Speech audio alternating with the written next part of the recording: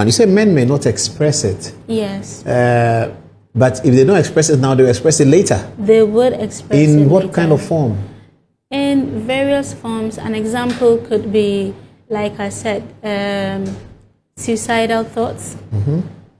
Others could be having difficulty in their relationship, an outburst of anger, projections, difficulty forming new relationships, or even with work and with family and friends, isolation and loneliness. Some may also resort to drugs and alcohol. Like, there are so many symptoms that suppressed grief or suppressed emotions from grief can mimic us. And so when you identify people like that, what you have to do is to constantly check on them, constantly make sure that you remind them and you help them to redesign their routine schedules, and maybe take some leave off work to allow the grief, to express that emotional grief so that they can cope better. Wow, that's very interesting. So should we have some protocols for how these things are announced from the top through the important people? Yes, sure, we need to. And I'm so happy we are having this conversation tonight, because I have always been an added advocate for psychologists, for high-profile people. I've had communication or conversation with Honorable Inusa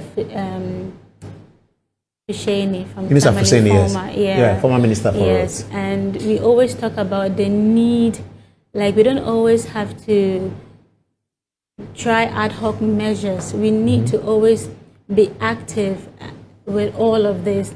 And so for information dissemination, normally with bereaved families, am I right? With bereaved families or the high profile? Yes. Yes.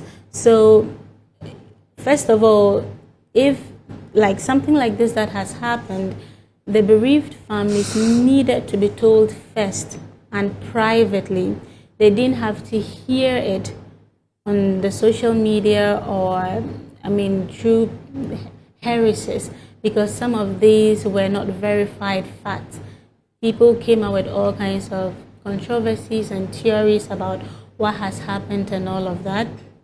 Secondly, there needed to be a clinical psychologist present when the news was, broken to them, because a clinical psychologist can de-escalate or decode and help them to receive the news better.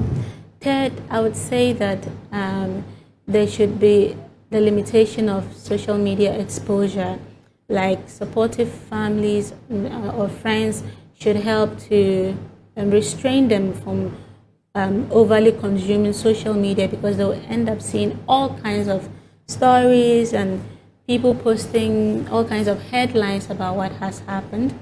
And third, the intrusion of of media houses, like invading privacy, coming into their homes, interviewing them, making requests or asking questions about what has happened, how do you feel, all of that becomes memory, right? When something happens, we have to do our best to manage it, to limit or reduce the trauma exposure. And so constantly creating scenes or scenarios or events or words or pictures, all of this sums up to create memories in the body. And over time, this become their post-traumatic stress disorders, because when they see certain picture or hear certain words or triggers or just any signage, it may cause some trauma response. And so we need to be very careful. We need to be compassionate. Even though we are mourning, it should be positive. It should be healthy. It should come with dignity and compassion. So whatever we do, we have to remember that they have families.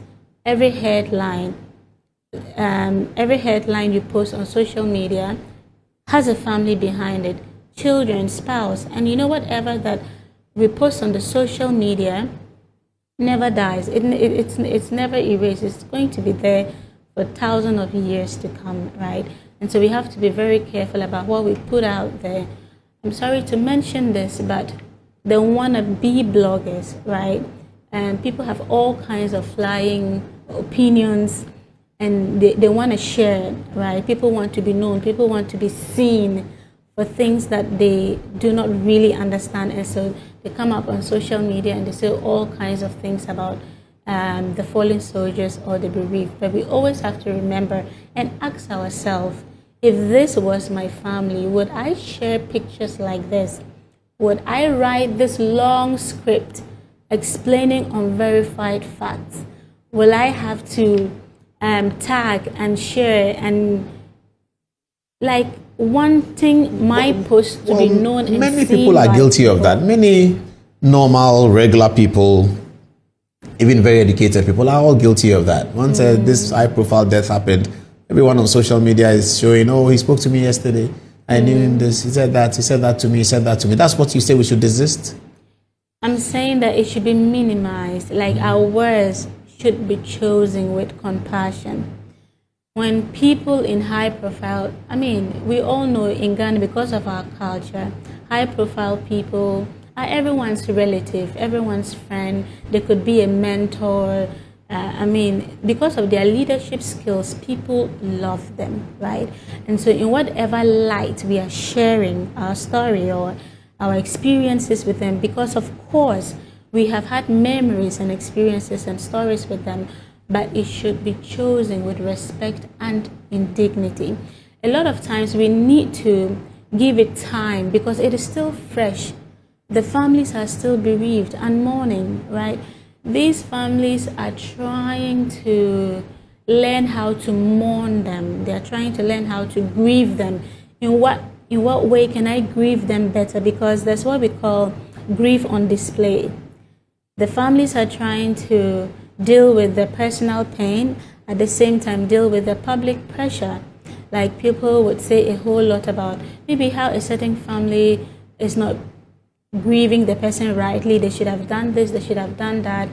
But all what I'm just trying to say is we should normally wait, right, for the family to come out with whatever they want to do, and you can share your story later, because you can't tell how your story may impact the immediate family, or how your story may even affect their children years to come or months to come. And like I said, grieving can be prolonged, and your post can act as a trigger to the emotional or the traumatic response.